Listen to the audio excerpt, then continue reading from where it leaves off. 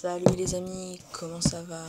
Donc comme dans la vidéo précédente, je vous ai promis de vous dire ce qui se passerait si on entrait dans un trou noir.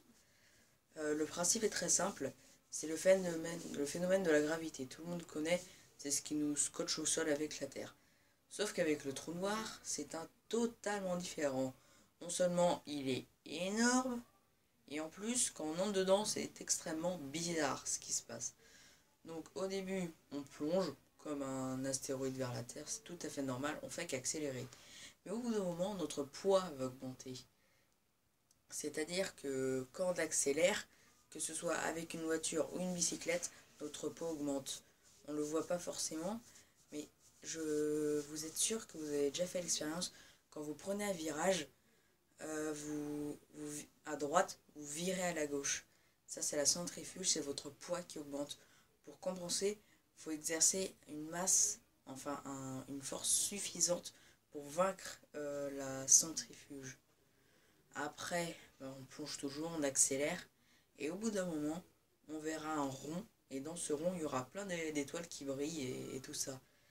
Mais sauf que cette lumière, elle vient pas de devant, elle vient de derrière. Donc cette lumière, elle vient de là, elle a contourné le trou noir pour arriver ici, sur nous. Et c'est un phénomène dû à la gravité et les lentilles gravitationnelles, comme la vidéo précédente. Après, on entre dans le trou noir, mais à partir de là, comme je vous disais au début de la vidéo, c'est extrêmement chelou. On s'étire, on ne fait que s'étirer, et au bout d'un moment, les tissus vont se déchirer, mais quand je dis déchirer, mais catastrophiquement. Après, à force de déchirer, on va devenir un long fil, non pas des fils de cuivre épais de 1 ou 2 mm, épais atomiquement. C'est juste un petit atome, accroché un petit atome, un petit atome, un petit atome, qui forme une très longue bande. Après, cette longue tige se concentre en un point, le centre du trou noir.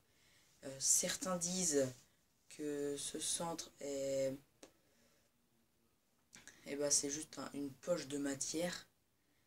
D'autres, les astronomes, disent que la matière va dans un trou de verre.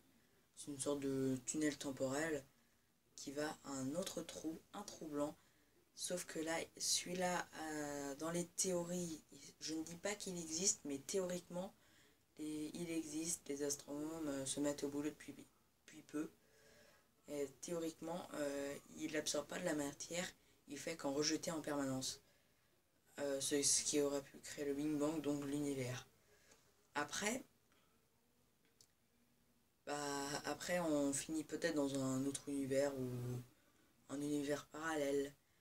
Salut les amis, j'espère vous faire une prochaine vidéo. Au revoir les gars. Ah, je voulais vous dire aussi, donc je vais vous dire 2-3 choses sur les théories du trou blanc. Au revoir.